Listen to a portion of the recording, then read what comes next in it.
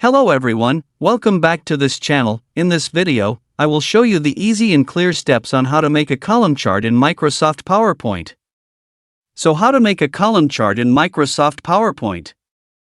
Make sure you keep watching this video until the end. Let's get started right away. First, here we open our PowerPoint application on the computer. Create a new work page.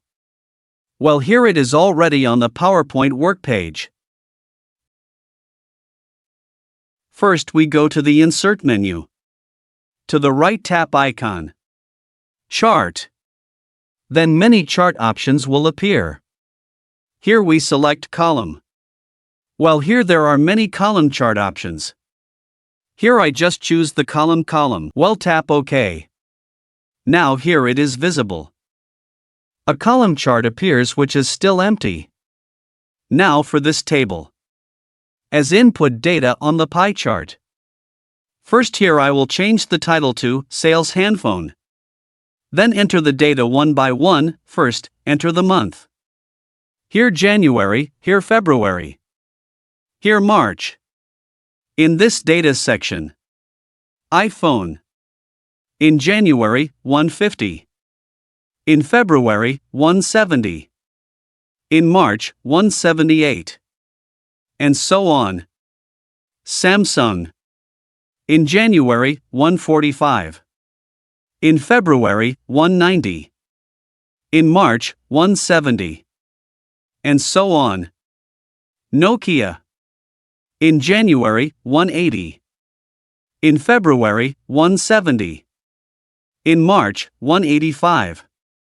And so on. Oppo. In January, 195. In February, 190. In March, 196. Now here you have finished entering the data. For example, you want to display the total data. Tap the plus sign. Drag down, select Data Labels. And select Outside End. Here you can see the data results. We can also change the model of the column chart. Go to the Chart Design menu. Now here there are many choices of column chart designs according to your wishes.